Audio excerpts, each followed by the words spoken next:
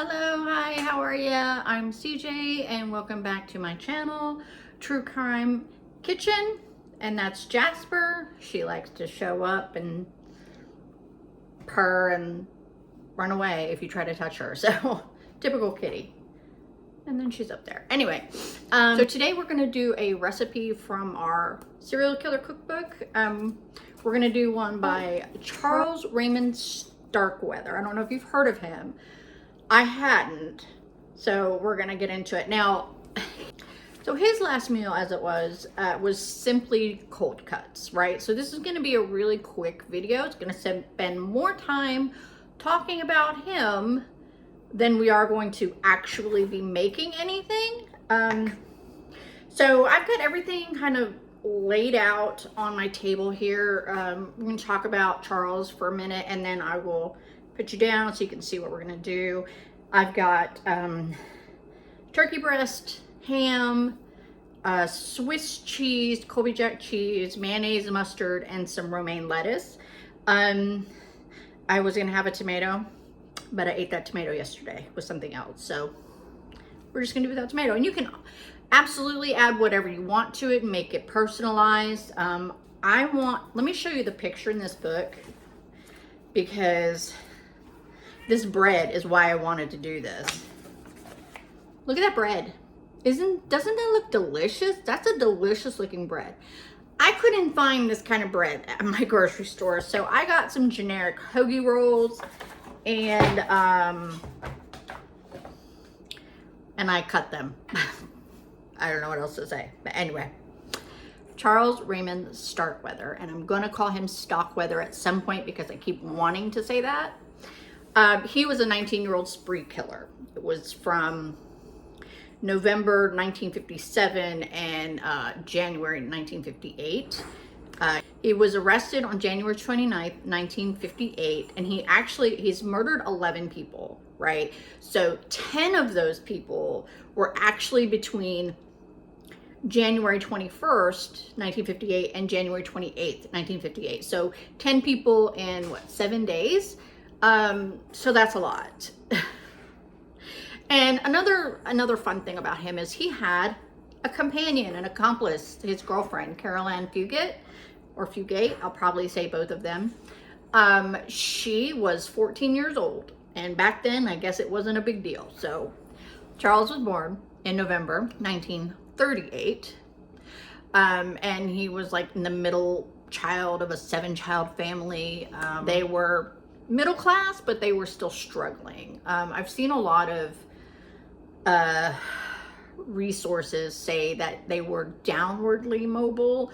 I guess like his great grandfather was a member of the House of Representatives or something, and then they just got poorer. They got poorer. There we go. And so they got to the point where they were just struggling. So they were no longer upper middle class or upper class. They were struggling in the lower middle class. As with most unalivers, murderers, I don't know if I can say that word. We're gonna find out. As with most of these people, he had a shitty childhood. I mean, there was one time when his dad pushed him through a window. And here's the thing, his dad admitted that in open court. Isn't there like I don't know about the statute of limitations, but isn't there like none with abuse or assault or something like that?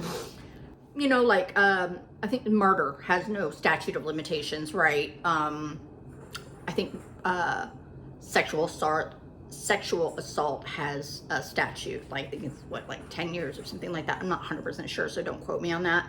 But I do know it has a statute. I don't know about assault, so I thought that was pretty brave of his father to admit that in open court. Maybe he's just a narcissist and doesn't believe that any of this will affect him. I don't know. Charles was actually one of the most well-behaved children in the area. And then as he grew, he became the worst, right? So we were like opposite ends, right? The best child that anybody could want, and I'm sure he wasn't the best. I'm sure he was like flawed, as we all are, but he was a pretty good kid, right? And then as he grew, he ended up on this side where he was like the worst kid. And this is even before he started unaliving people with his girlfriend, okay? Now, when he hit his senior year, right, two things happened. One, he met his girlfriend, Carol Ann Fugit. She was 13 when he met her. He was 18, I believe.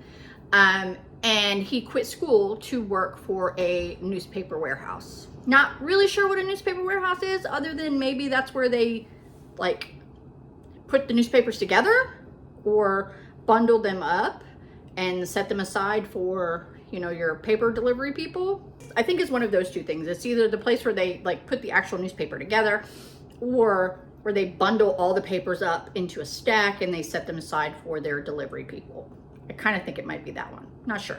Hit me up in the comments if you know exactly what it is and if I'm wrong. How did he start? I'll tell you. He went to a convenience store and wanted to buy his girlfriend a plushie, a stuffed animal, right? But he didn't have any money. So he argued back and forth with the attendant about getting the stuffy on credit. And of course the attendant was like, no, I don't know you. You have no credit here, whatever. There's no credit. So they argued back and forth, and Charles, obviously, he got really upset, right? So instead of, I mean, he left, right? He walked out. But instead of just like forgetting about it and just going on with his day, he really stewed over this. Like really, really, really, it really got under his skin, like really upset him. And he just couldn't let it go.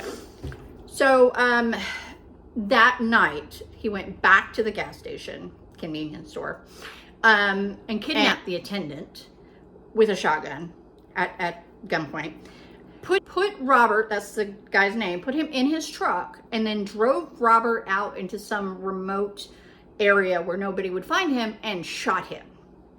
And that was Charles's first foray into being a serial unaliver, right? And as you can tell, it wasn't a spur of the moment thing. Like, he planned this out, right? It was very cold and calculated. So what's really chilling about that moment is Charles has later said that that moment made him feel like he had finally taken control over his life. Now, before we start doing this, we're going to talk about how Charles met his girlfriend, right? We'll talk about that. And then we'll do our little cold cut sandwiches, and then we'll wrap it up. We'll talk about his victims and things like that, okay? Ready? On January 21st, 1958, right? This is the first day of like the 8-day spree where he killed those 10 people, right? He went to Fugit's home.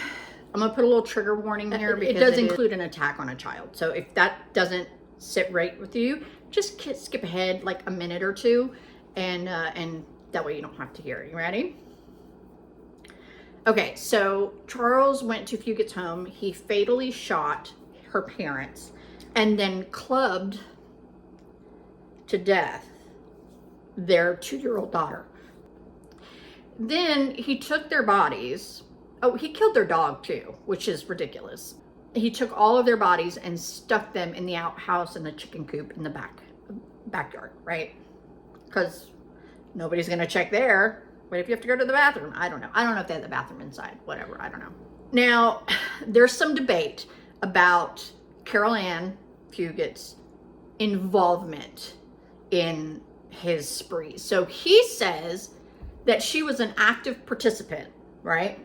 She says that he threatened her and told her that her parents were being held hostage, and that if she came with him and participated in these things with him, he wouldn't kill her parents. So here's the thing that makes me think she knew what was going on, right? So first of all, he was still at her house when she got home. He according to her, pointed a gun at her, told her about her parents being held hostage, said, do this with me or your family will be unalived, right? They both stayed at the house for several days, right? And during none of that time did she say, hey, where's my family? Where are you holding them captive? Like, did she not like explore the backyard and the other buildings, see if maybe he had them in there so she could rescue them. I mean, I don't know, it's a little sketchy. But this is the biggest part of it, right? They put a note in the window of the front window, right? And it says, everyone's sick with the flu. So that if people didn't see them out and about and they went to the house to check on them, they would see the note and be like, oh, they're sick. I don't want to get sick. And they would leave, right? Anyway, so they stayed in the house until the 27th when Carol Ann's grandmother got a little suspicious and thought things were sus. Sorry, trying new slang. Anyway, she called the cops, basically. And I'm not sure if Carol Ann and Charles knew that the cops were coming or if it was just, you know, grand design. But they weren't there when the cops showed up. The cops did search the property for the two of them, couldn't find them. Also, strangely enough, didn't find the bodies of the family. And then later, I don't know if it was like the next day or a few hours or whatever, a couple of family friends came to the property and they searched the outbuildings and found the bodies of the family. So now Charles and Carol Ann are on the run. This ended up being like a national manhunt, spurred so many different headlines, and there's actually some books and movies that were inspired by this story. There's one with Woody Harrelson. My mind's blanking. I can see the picture of the movie, right? Like the poster. And it's just like from here up, and he's got Natural Born Killers. That's what it is. Okay. So that was based on the story of Charles Starkweather and Carol Ann Fugate. So we're going to do our little cold cut thing, and then we'll talk about his victims for a little bit, and then we'll wrap things up. And we'll enjoy our sandwiches, okay? You ready? Okay, so as you can see, we have our hoagie rolls here. I have them sliced up. I have turkey. I have ham. I have some Swiss cheese slices. Some Colby Jack slices. Mustard, mayonnaise, and some romaine lettuce, okay? So let's do this. I would love to know what kind of toppings do you guys like on your bread. I tend to prefer mayonnaise myself. But you know, every now and again, a good mustard will do you. Okay. Put a little bit of mustard. There we go. And then I'm going to spread this out because I don't like, you know, just like a little bit. Like one bite has all of the toppings and one bite doesn't. That's just, I don't like that. It makes a sandwich taste dry to me, to be honest. And like when I make like a peanut butter sandwich, I always spread it to the edge. So, okay. Now, I prefer turkey, but I am going to add a little bit of ham. We're going to do this. So, these are my bottoms. These two. And I'm just going to tear that in half. Put that here and here. I'm going to put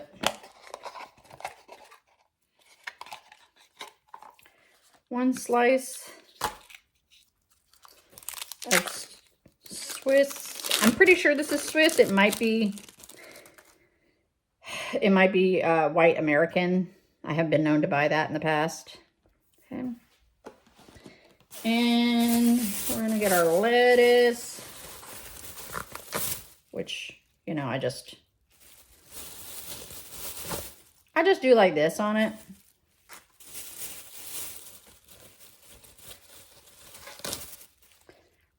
Put a little like that. Then I'll do this way too. So I have been without my car since the end of December. I thought it was the radiator. I took it to the shop. They said, no, it's not the radiator. It's your water pump. So it went from like a $200 problem to freaking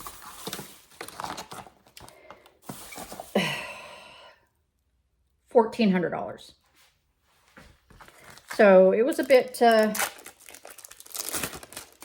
rough. I'm still waiting on it. It's supposed to be done today. So I have been landlocked in this apartment.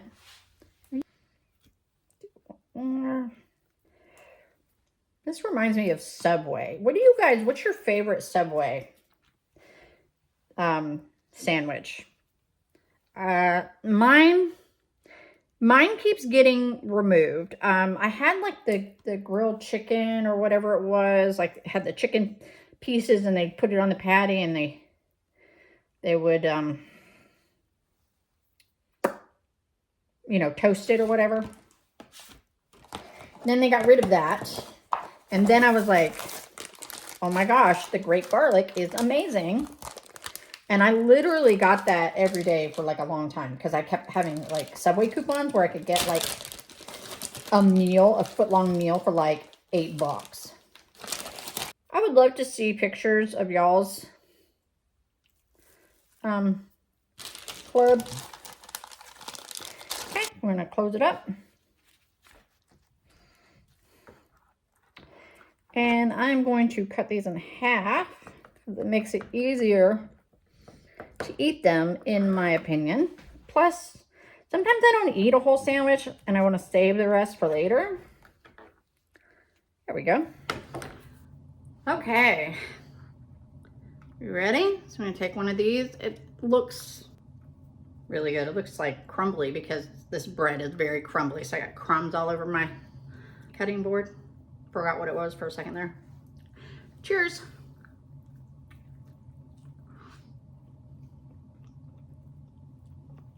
Pretty good. Have you guys seen my sweatshirt? Let me back up a little bit. Can I pet that dog? If you haven't seen that video, type "can I pet that dog" in the search bar and you'll find the video. It's a little girl and there's a bear on the other side of their porch fence and she's like, "Can I pet that dog?" Anyway, I love it. I will definitely put a link to this in the description as well as a link to the book that I got the recipe out of, and any utilities that I used, like the cutting board and my knife. So that was really good, and I'm going to save that for after the video. I'm going to sit down and have my lunch and probably add some pretzels with it. I love pretzels. Anyway, so let's talk about his victims, or their victims, I should say. I don't know if she participated or if she was just there. Not 100% sure. She did get like 15 years. And she got out in 1976, which, fun fact, is the year I was born. Anyway, so she had plenty of time to live her life. She got her name changed, all that good stuff. Doesn't want anybody to know who she is, which I don't blame her. I don't blame her at all, you know. You do bad shit like that and want to change your life around and, you know, can't get away with being yourself in the town where you did all this stuff in, right? So you gotta reinvent yourself, change your name, move to a new state, whatever. Okay, so we already talked about Robert, the gas station / convenience store attendant, and we already talked about her family. So there are 7 more victims, right? So we're gonna go through that. There is August Meyer, 70 years old. He actually was a family friend. So they went to his farm. Starkweather Charles shot August in the noggin, shot him dead, or stuffed his body in an outbuilding, which is, you know, like what he did with her parents and her sister. And then they stole his car, which I don't know how far down the road, but eventually it got stuck in the mud, so they just left it there. So that's we've got the convenience store clerk, we've got her parents, her sister, and now we've got August. So that's 5 so far, okay? Then you have Robert Jensen and Carole King. Now, Robert is 17 and Carole is 16, and this is not the Robert from the convenience store. This is another one. So Robert and Carole saw Charles and Carole, two different Carols, right? Saw them walking. They happened to be driving. They pulled over, offered Charles and Carole a ride. They were like, yes, please, thank you. And then Charles pulled out a gun. And he forced them, well, Robert was driving, so he forced Robert to drive to a remote area where he then shot Robert in the head multiple times and then attempted to essay Carole. She obviously resisted, so then he stabbed her in the neck and chest. Then Charles and Carole left their bodies in a abandoned storm cellar. And of course, they stole Robert's car. So they're unaliving and stealing all day long. And those are both the same day. August and Robert and Carole were all on the same day, right? So then the next day, they killed C. Lauer Ward, who was 47, his wife, Clara Ward, and their maid, Lillian Fencel, F-E-N-C-L. I don't know how you pronounce that, Fencel. They went, so Charles and Carole went into the affluent home of the Wards, and Charles ended up unaliving all 3 of them, the Wards and their maid. So the husband and the maid were actually shot, but the wife, Clara, was stabbed multiple times. I don't know why. It could be another situation where Charles tried to essay Clara and she fought, and so he's like, this isn't worth it, and so he just stabs her. I kind of feel like that's what happened, but he never said anything about it. And also, while we're at it, why is he trying to essay these women when his girlfriend is right there? Like, what is she doing? Is she just like, yeah, get it, or like, no, please don't do it, or is she like hiding her head or staying in the car? Like, I don't know. Like, what is she doing? That's what I want to know. Anyway, after they unalived those 3 people, they went back to the house. After they unalived those 3 people, they ransacked the house and stole the husband's 1956 Packard. Not 100% sure what kind of car that is, but it's a nice car because he was an affluent businessman, and they had a maid. So obviously they were in the money, right? Anyway, of course, Charles and Carole used their vehicle, their stolen vehicle, to leave Nebraska, right? All this is happening in Nebraska. They leave it. And then on the next day, the 29th, they were actually in Wyoming. They were near Douglas, and Charles and Carole came across a traveling salesman who happened to be sleeping in his car. His name was Merle Colson. Anyway, he's 34. And he was sleeping in his car because he's a traveling salesman. He probably hadn't sold anything or wanted to save what money he had earned and not sleep at a hotel. I've slept in my car before, have you? Like, legitimately, I pulled all my seats out, made a little pallet bed, stacked my car up, went from Tennessee to Virginia to Pennsylvania to New York to New Jersey, and then came back. It was a week of my birthday. And it was a lot of fun. But it was a Kia Soul, and I will never, ever, ever do that in a small car again. Let me know if you guys have any experience sleeping in your car. I want to know. I love that stuff. Anyway, back to Mr. Collison. So apparently they tried to carjack Merle, but it got bungled, and probably because Merle fought back, and being an older man probably had more strength than Charles did at 9. I think he's 19 at this time. So yeah, they pulled over. They tried to carjack this guy.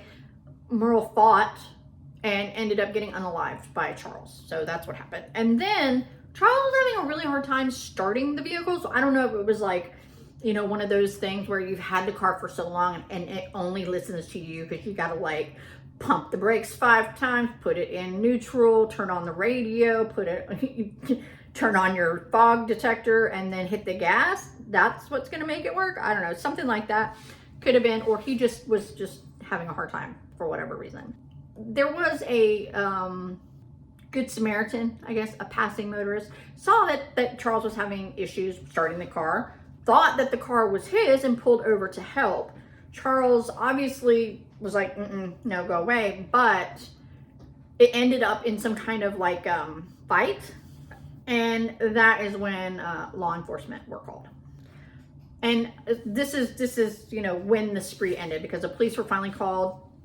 Well, they were called before, but they finally actually had him, and they went onto a high-speed chase in the other car that Charles had brought.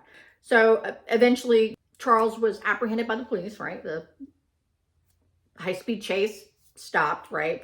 Charles was apprehended by the police. Carol surrendered, and from that moment on has said, and has not wavered in this, has said that she was being held hostage. So then here comes a thing, and this is one of those things that I don't understand because I'm not in the law enforcement area of things, but they sent him back to Nebraska, right? And he faced charges for the murder of Robert Jensen, which was, you know, Robert and Carol, they pulled over, asked the two, Charles and Carol, if they wanted a ride, right? Those two people. So he faced charges for the murder of Robert Jensen, but nobody else. He was convicted and sentenced to death for that one event. And again, this is something I don't understand. Like, why wasn't he charged for any other event? Yeah, like, especially his girlfriend Carol, she was there, right? She got stabbed because he tried to SA her, right? Like, why was there no other arrest or whatever, right? Like, I don't get it. So if you guys could help me out with that, explain that one to me. Maybe, I guess they didn't have enough evidence or whatever. I don't know. Just let me know in the comments, because I'm curious. How does that happen? Why does that happen? Anyway, so that is the story of Charles Starkweather and Carol Ann Fugate and the cold cut sandwiches. And I'm going to finish eating my sandwich. I'm going to save the other one for later because, you know, dinner. Anyway, I really hope you enjoyed hanging out with me today, and I appreciate you guys. If you would do me a favor and just hit subscribe, like the video, hit that notification bell. All of that helps my little teeny weeny channel get seen in the wide world of YouTube, and I appreciate when you do things like that. And literally, you could have done anything else with your time, and you chose to spend it with me. And again, third time, I appreciate you. I hope you have a wonderful rest of your day.